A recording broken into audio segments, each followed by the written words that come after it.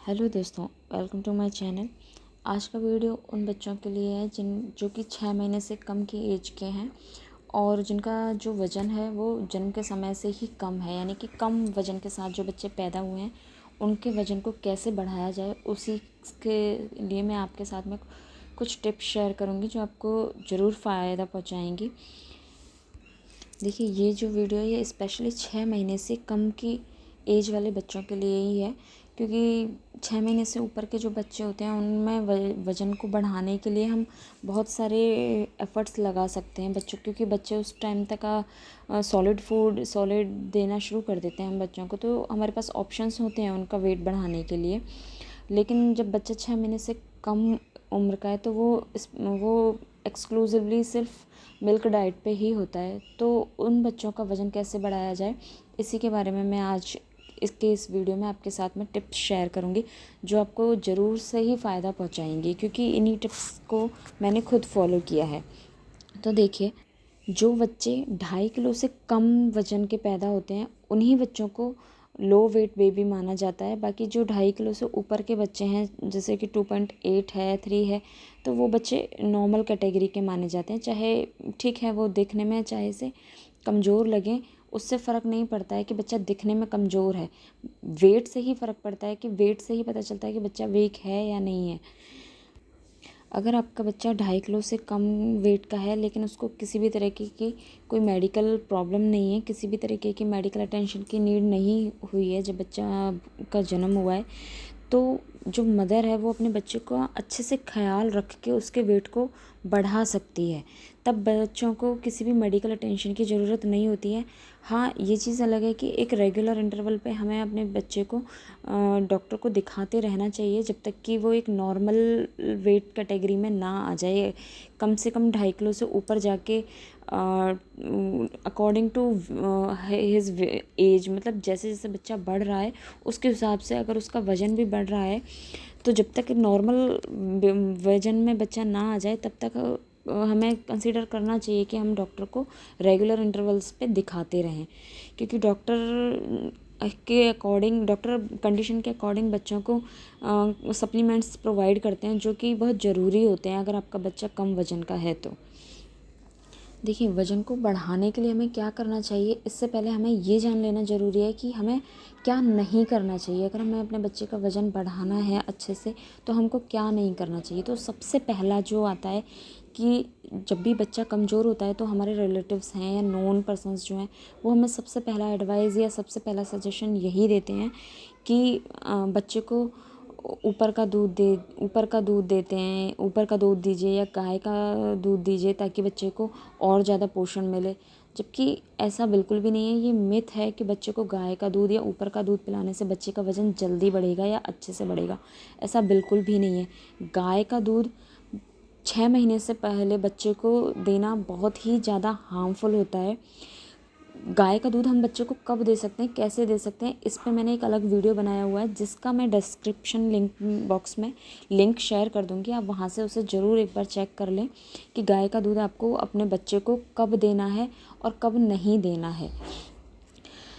तो चाहे आपको कोई कितना भी बोले, लेकिन आपको एक्सक्लूसिवली का मतलब सिर्फ़ और सिर्फ आपको अपने बच्चे को उसकी माँ का ही दूध देना है, क्योंकि माँ का जो दूध होता है वो बच्चे के लिए सबसे बेस्ट होता है। माँ के दूध के जितने भी जो फ़ायदे हैं इनसे रिलेटेड मैंने एक वीडियो बनाया है, इसका भी मैं आपको लिंक डिस्क्रिप्शन बॉक्स में दूंगी, आप वहाँ से ज़रूर चेक कीजिएगा कि माँ के दूध के क्या फ़ायदे होते हैं। तो सबसे पहली टिप यही है कि आपको एक्सक्लूसिवली अपने बच्चे को ब्रेस्ट फीड करवाना है। उसको ऊपर का कुछ भी नहीं देना है, पानी भी नहीं देना है, कोई शहद नहीं देना है और ना ही कोई घुटी देनी है, कुछ भी नहीं देना। 6 महीने तक सिर्फ़ और सिर्फ आपको अपने बच्चे को ब्रेस्ट फीड कराना है। अब देखिए, ब्रेस्ट मिल्क जो है उसकी जो क्वांटिटी है वो और क्वालिटी है वो, ये दोनों चीज़ें मैटर करती हैं बच्चे के वज़न के लिए। क्वांटिटी बच्चे की जो नीड है, बच्चे की ज़रूरत के अकॉर्डिंग आपकी सप्लाई होनी चाहिए, इस बात का आपको ध्यान रखना है। दूसरा, क्वालिटी कि आपका जो मिल्क है उसकी जो क्वालिटी है वो अच्छी होनी चाहिए। तो सबसे पहले अगर मैं क्वांटिटी की बात करती हूँ तो देखिए, क्वांटिटी जो है उसको जो सप्लाई मिल्क सप्लाई है उसको इंक्रीज़ करने के लिए कुछ फूड्स होते हैं जिनसे आप अपनी मिल्क सप्लाई को इंक्रीज़ कर सकते हैं। अगर आपकी मिल्क सप्लाई कम है तो शुरुआत में कम ही होती है। बच्चा जो मिल्क सप्लाई है वो हमेशा बच्चे की नीड के अकॉर्डिंग होती है। बच्चे को जितनी ज़रूरत होती है उतनी ही सप्लाई हो, उतना ही प्रोडक्शन होता है बॉडी से। ये एक नेचर का रूल है। नेचर ने अपने आप से ऐसा बनाया हुआ है रूल कि जब बच्चे को जितनी ज़रूरत है उसको उतना ही प्रोडक्शन माँ के थ्रू माँ का होगा और उसको उतना ही मिलेगा। तो क्वांटिटी को कैसे इंक्रीज़ कर सकते हैं उसके लिए मैं एक अलग अपना नेक्स्ट वीडियो लेके आऊँगी कि अगर मिल्क सप्लाई कम है तो आप अपनी मिल्क सप्लाई को कैसे इंक्रीज़ कर सकते हैं, उसका नेक्स्ट वीडियो में बात करेंगे। क्योंकि इसी वीडियो को मैंने वो भी बताना शुरू कर दिया तो वीडियो बहुत ज़्यादा लंबा और बोरिंग हो जाएगा। दूसरी बात करते हैं क्वालिटी की। क्वालिटी का मतलब है, देखिए क्वालिटी का मतलब ऐसा नहीं है कि आप किसी भी चीज़ आप अपनी तरफ से क्वालिटी को इंक्रीज़ कर सकते हैं, क्योंकि जो बॉडी है वो अपने आप ही वही प्रोड्यूस कर रही है जो आपके बच्चे की ज़रूरत है। उसमें आप ऐसे बहुत ज़्यादा कुछ आप उसमें इंटरफेयर नहीं कर सकते हैं। बट हाँ, कुछ चीज़ें हैं जिनसे आप उसको अपनी मिल्क क्वालिटी को बना के रख सकते हैं और अच्छा रख सकते हैं। देखिए, जो बच्चा है वो पूरी तरीके से फीडिंग के लिए अपनी मदर पे डिपेंड होता है। उसका जो खाना है वो उसको अपनी माँ से ही मिलता है। तो माँ का स्वस्थ होना और हेल्दी होना सबसे ज़्यादा इम्पॉर्टेंट होता है। माँ जो है वो खुद हेल्दी होनी चाहिए। एक हेल्दी बॉडी ही एक हेल्दी मिल्क प्रोड्यूस कर सकती है। तो माँ को ज़्यादा से ज़्यादा रेस्ट करना चाहिए, किसी भी तरीके का स्ट्रेस नहीं लेना चाहिए, क्राइंग बिल्कुल नहीं होनी चाहिए। माँ किसी भी वजह से रोना या ये सब चीज़ें नहीं होनी चाहिए, क्योंकि जितना ज़्यादा स्ट्रेस लेवल होगा आपका मिल्क सप्लाई उतना ही कम हो जाएगा और क्वालिटी भी उतनी ही रिड्यूस हो जाएगी। जब ब्रेस्ट फीड कराते हैं तो आपको भूख बहुत ज़्यादा लगती है, तो आपको ध्यान रखना है कि आपको भूखा बिल्कुल भी नहीं रहना है। आपको 3 मेन मील्स के साथ में, मतलब ब्रेकफास्ट, लंच और डिनर अच्छे करने हैं। इनके साथ साथ आपको तीनों मील्स के बीच में आपको स्नैक्स भी लेते रहना है। इसके अलावा कैफ़ीन आपको बिल्कुल नहीं लेना। कैफ़ीन का जो इंटेक है वो आपको बिल्कुल ही ना लें, बहुत अच्छा है। लेकिन अगर नहीं काम चल रहा है तो आप 2 या 3 कप से ज़्यादा आपको कैफ़ीन का इंटेक नहीं करना है, क्योंकि कैफ़ीन जो होता है वो बच्चों को इरिटेट करता है, जिससे बच्चों की जो नींद है उसमें बहुत डिस्टर्बेंस होता है। और नए जो न्यू बॉर्न बेबीज़ होते हैं उनके लिए सोना बहुत इम्पॉर्टेंट होता है। बच्चा जितना ज़्यादा सोता है वो अपनी एनर्जी को उतना ही ज़्यादा कंज़र्व करके रखता है। उसकी एनर्जी लॉस उतना ही कम होता है, और जितना कम एनर्जी लॉस होगा बच्चे का वेट उतना ही ज़्यादा अच्छे से बढ़ेगा। आपको अपने मील में अलग अलग तरह की सब्जियां और फ्रूट्स को रखना है, क्योंकि अलग अलग तरह की सब्जियों से, अलग अलग तरह के फ्रूट्स से हमें अलग अलग तरह के विटामिन्स और न्यूट्रिएंट्स जो होते हैं वो अलग अलग तरह के सब मिलते रहते हैं। इसके अलावा गैस बनाने वाले और स्पाइसी फूड को आपको स्किप करना है। आपको गैस बनाने वाले फूड्स नहीं लेने हैं, बहुत ज़्यादा स्पाइसी तीखा नहीं खाना है, क्योंकि इससे जो बच्चा है बच्चे को प्रॉब्लम होती है, क्योंकि मिल्क के थ्रू ये सारी चीज़ें आपके बच्चे के बॉडी में भी जाती हैं, फिर वहाँ पे ये प्रॉब्लम क्रिएट करती हैं। अपने खाने में आपको फैट है, प्रोटीन है, कैल्शियम है, इनको इंक्लूड करना है। गुड फैट जैसे कि रॉ नट्स हैं, ओमेगा 3 है, ओमेगा 6 है, उन ऐसे कंटेंट्स को ऐसे फूड मटेरियल्स को लेना है जिनमें ओमेगा 3 और 6 की जो क्वांटिटी है वो बहुत हो। रॉ नट्स आपको खाने चाहिए, ये गुड फैट सोर्स होते हैं। प्रोटीन के लिए आपको, अगर आप नॉन वेजिटेरियन हैं तो रेड मीट है, एग्स हैं, ये आप ले सकते हैं। बट अगर आप वेजिटेरियन हैं तो लेग्यूम्स होती हैं, दालें हैं, दूध है और योगर्ट है, चीज़ है, ये आप लीजिए, जिससे आपको प्रोटीन की जो रिक्वायरमेंट को वो फुलफ़िल करेगा। कैल्शियम जो होता है वो बच्चों की बोन्स के लिए और टीथ के लिए बहुत इम्पॉर्टेंट होता है, तो आपको कैल्शियम रिच डाइट लेनी है। उसके लिए जो मदर है वो चने हैं, जैसे चने हैं भीगे हुए, आप चने खाइए। चने जो होते हैं वो मिल्क सप्लाई को भी इंक्रीज़ करते हैं, क्वालिटी के साथ साथ क्वांटिटी को भी इंक्रीज़ करते हैं। तो आप चने खा सकते हैं, इससे कैल्शियम भी मिलेगा आपको। इसके अलावा चिया सीड्स आते हैं, आपने चिया सीड्स के बारे में सुना होगा, अगर नहीं भी सुना है तो आजकल ऑनलाइन बहुत ईजीली अवेलेबल हैं। आप ऑनलाइन आराम से फ्लिपकार्ट, अमेजन कहीं से भी आप आराम से मंगवा सकते हैं। चिया सीड्स जो होते हैं वो बहुत ही अच्छा और रिच सोर्स हैं ओमेगा 3 फैटी एसिड्स का, जो कि बच्चे के ब्रेन के डेवलपमेंट के लिए बहुत ही ज़रूरी होता है और एक अच्छा फैट आपके मिल्क में प्रोड्यूस करता है, जो कि बच्चे को वेट गेन में भी बहुत हेल्प करता है। तो मेनली यही है कि माँ जो है उसको अपनी डाइट जो है वो बहुत ही अच्छी रखनी है, बैलेंस्ड रखनी है। बैलेंस्ड का मतलब ये है कि सब तरह के न्यूट्रिएंट्स लेने हैं, सभी तरह के विटामिन्स, मिनरल्स, प्रोटीन, कैल्शियम, सब कुछ उसकी डाइट में होना चाहिए। ऐसा नहीं है कि आप सिर्फ दूध पी रहे हैं या सिर्फ नट्स ले रहे हैं, ऐसा नहीं होना चाहिए। हरी सब्जियां हैं, फ्रूट्स हैं, सब कुछ आपकी डाइट में इंक्लूडेड होना चाहिए। इसी से आपके मिल्क की जो क्वालिटी है वो इंक्रीज़ होगी। इसके अलावा कुछ और टिप्स हैं, जैसे कि आपको अपने बच्चे को हर 2 घंटे में फीड करवाना है।